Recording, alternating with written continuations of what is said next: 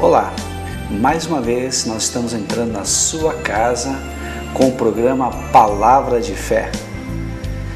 Esse dia eu gostaria de fazer uma reflexão sobre a Palavra de Deus, sobre uma das histórias mais fascinantes, uma das parábolas, histórias de Jesus que circula por toda a humanidade.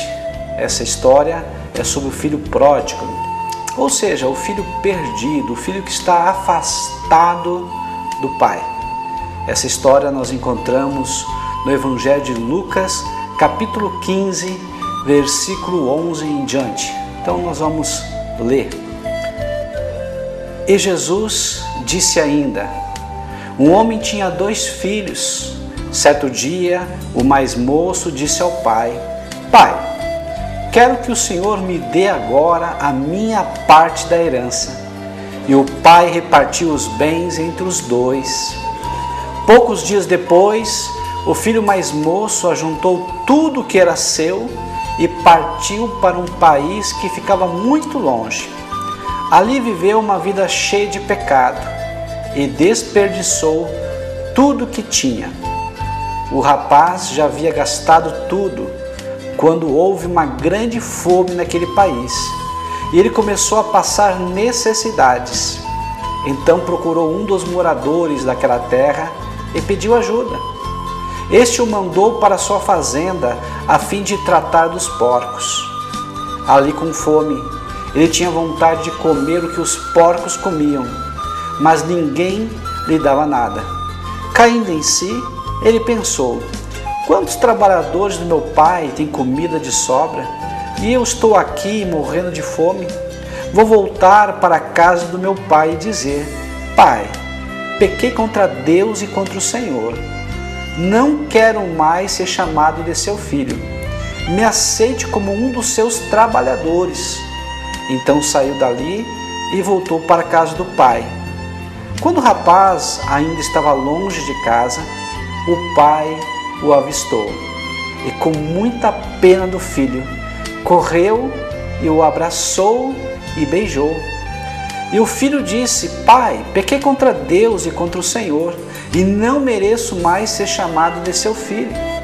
Mas o pai ordenou aos empregados: depressa, tragam a melhor roupa e vistam nele. Ponham um anel no dedo dele e sandálias nos seus pés. Também tragam e matem o bezerro gordo. Vamos começar a festejar, porque este meu filho estava morto e viveu de novo. Estava perdido e foi achado. E começaram a festa. Enquanto isso, o filho mais velho estava no campo. Quando ele voltou e chegou perto da casa, ouviu a música e o barulho da dança. Então chamou o empregado e perguntou: o que está acontecendo?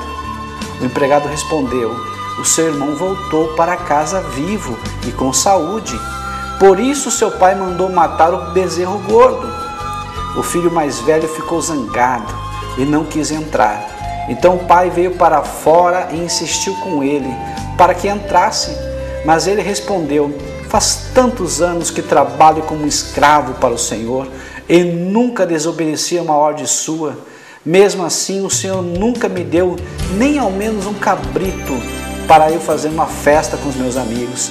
Porém, esse seu filho desperdiçou tudo que era do Senhor, gastando dinheiro com prostituta. E agora ele volta e o Senhor manda matar o bezerro gordo? Então o pai respondeu: meu filho, você está sempre comigo e tudo que é meu é seu. Mas era preciso esta festa para mostrar a nossa alegria, pois esse seu irmão estava morto e viveu de novo, estava perdido e foi achado. Esta é uma história muito interessante, porque na verdade ele fala de 2 tipos de filhos que estavam perdidos. Um que estava perdido, que estava longe do pai, mas também um outro que estava perdido, que se achava perto do pai.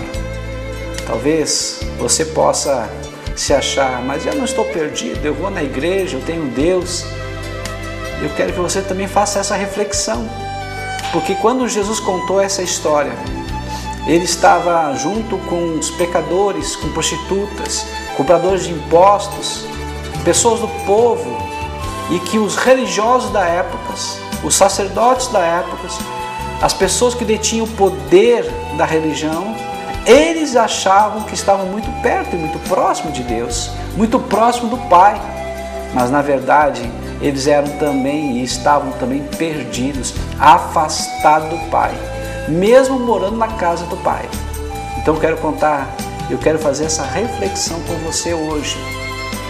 Então, na verdade, essa história fala de dois tipos de perdição humana: do amoral, ou seja, do filho pródigo, o filho mais moço, aquele que se afastou do pai, e do moralista, aquele filho mais velho, o primogênito.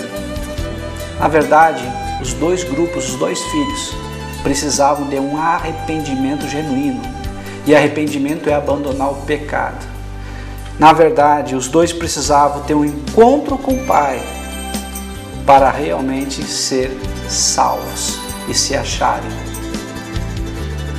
A primeira coisa que nós verificamos é que o filho mais novo, ele não pediu apenas uma parte da herança, não pediu apenas um adiantamento da herança, para que ele pudesse gozar e aproveitar a vida, como assim ele pensava, mas ele pediu todos os seus bens, ele pediu a parte que era dele.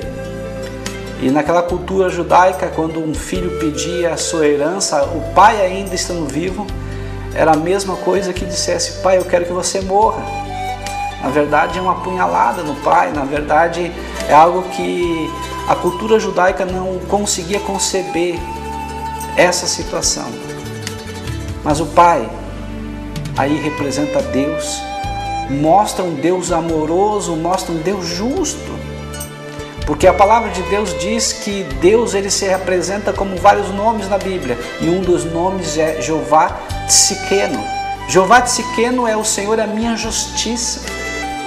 Quando o mais novo pediu, ele também repartiu para com o mais velho. E de acordo com a lei de Deus, no livro de Deuteronômio, capítulo 21, versículo 17, o primogênito tinha o direito de ter os bens em dobro em relação ao mais novo. Ou seja, o direito da primogenitude dava o direito de receber o bem dobrado. Então, naquele mesmo momento, o pai repartiu o bem entre os dois, dando para o filho mais velho o dobro do que o filho mais novo. O filho mais novo ele foi para uma terra distante, para um país longínquo. Por que isso? Por que não poderia ter ido a um local mais perto? Porque na verdade ele queria estar longe dos olhos do pai. Na verdade ele queria desfrutar a liberdade longe do pai. Às vezes acontece com a gente acaba se enganando, achando que longe do pai, o pai não vai nos ver. Mas o Pai, que representa Deus, está em todos os lugares. Mesmo aqueles talvez que a gente não queira que Ele estivesse, mas Ele está lá, nos olhando, muitas vezes não concordando, muitas vezes até chorando, porque Ele sabe e conhece a nossa tristeza. Sabe que aquilo que nós estamos fazendo desagrada não só a Ele, mas na verdade a nós mesmos, porque a nossa própria consciência também nos acusa de todo o erro. E na verdade ele sabe que isso não produz felicidade, apenas uma alegria momentânea, mas não a verdadeira felicidade. Ele dissipou todos os seus bens, ou seja, ele gastou tudo que ele tinha. Ele achou que poderia suprir todas as suas necessidades através do dinheiro, mas o dinheiro é uma desilusão. Nós podemos dizer que o dinheiro é um bom servo, mas um péssimo senhor.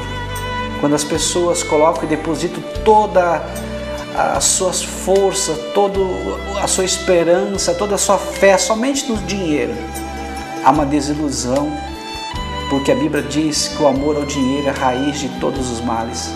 E no momento que nós colocamos o dinheiro e focamos a nossa vida somente em conquistas materiais, isso faz com que o dinheiro se torne até o nosso mestre, o nosso Senhor.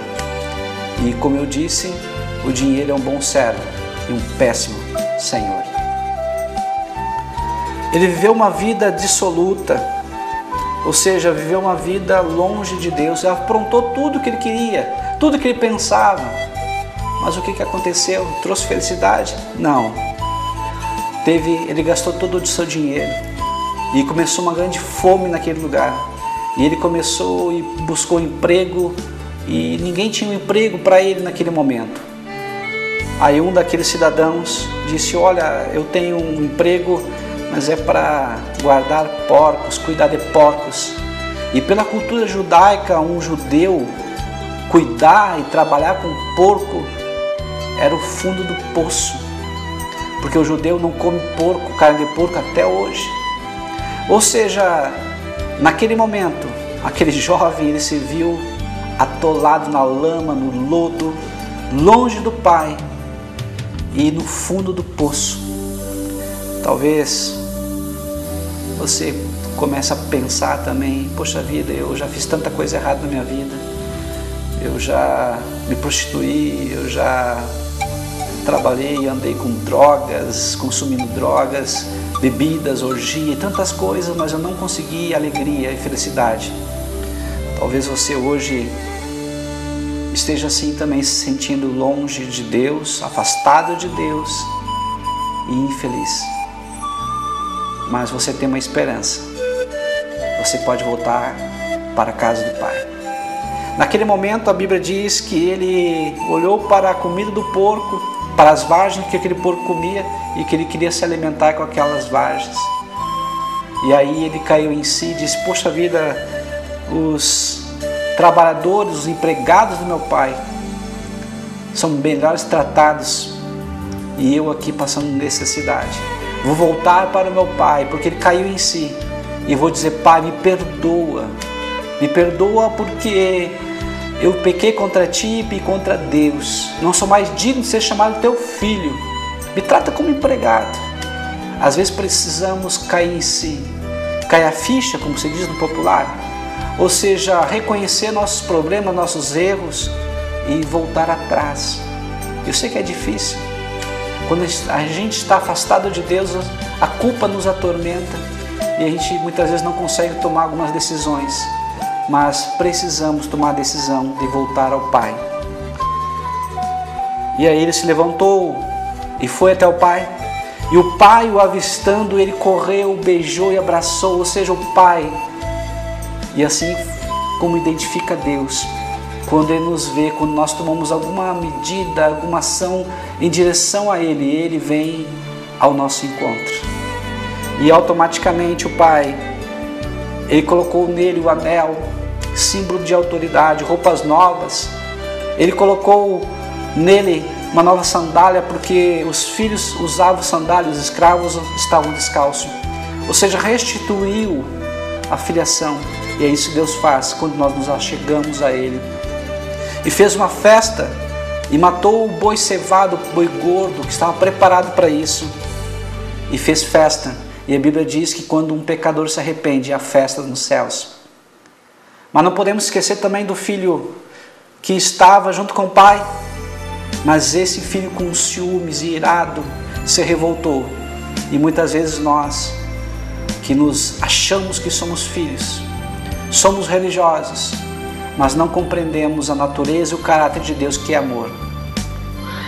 Talvez você seja um desses dois filhos, que está de repente na casa do pai, ou até longe, afastado do pai, mas você precisa se arrepender e se aproximar e ter um encontro com Deus. Por isso, eu te convido, venha para Deus e deixa Deus ser o teu Pai. Que Deus te abençoe, em o nome de Jesus.